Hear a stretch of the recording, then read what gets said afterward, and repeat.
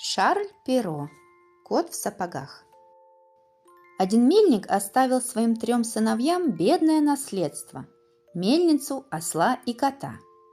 Старший брат взял себе мельницу, средний – осла, а младшему дали кота. Кот, видя, как опечален младший сын, сказал: «Не горюй, хозяин, отдай ты мне лучше мешок, да закажи мне пару сапог, и увидишь, что ты не так обделен, как думаешь». Когда кот получил то, что просил, он пошел в лесок, где водилось много кроликов. Открыл мешок и положил в него приманку. Кролик почти сразу попался.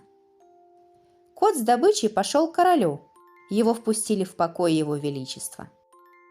Войдя туда, кот отвесил королю низкий поклон и сказал: «Государь, вот кролик.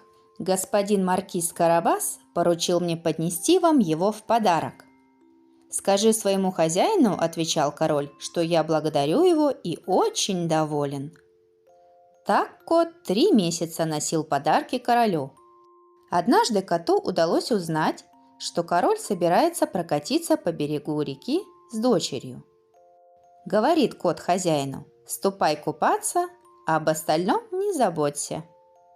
Маркиз послушался кота. Вот плещется он в воде, а король едет мимо.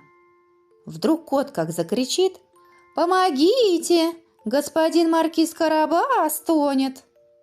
Король выглянул из кареты на крик и, узнав кота, приказал бежать на помощь господину маркизу Карабасу. Бедного маркиза вытаскивали из реки, а кот подошел к карете и доложил королю, что пока хозяин купался, мошенники унесли его платье. Король сейчас же приказал принести господину маркизу Карабасу самый лучший костюм. Маркиз оделся, и король пригласил его сесть в карету и прокатиться вместе. А принцесса, увидев прекрасного юного маркиза, тут же влюбилась без памяти. Кот побежал впереди кареты. Попались ему крестьяне, косившие лук. Кот и говорит им: «Если вы не скажете королю, что этот лук принадлежит господину маркизу Карабасу, то худо вам придется». Король и вправду спросил косарей: «Чей это лук?» «Господина маркиза Карабаса», – отвечали косари во весь голос. Угрозы кота их напугали. А кот все бежал впереди. Попались ему крестьяне в поле, люди на жатве. И когда, проезжая мимо, король спрашивал чьи-то владения, он слышал в ответ: «Господина маркиза Карабаса». Король был изумлен громадностью состояния маркиза. Наконец кот прибежал в прекрасный замок, принадлежавший людоеду, который обладал невиданными богатствами. Людоед принял кота. «Сказывают, — начал беседу кот, — но я не верю, будто бы вы умеете обращаться в мышь». «Не веришь?» – заревел людоед. «А вот увидишь».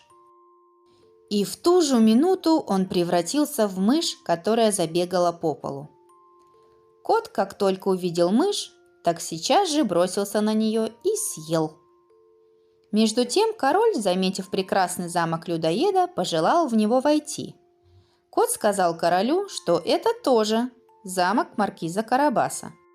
Король обрадовался и тут же предложил маркизу жениться на принцессе.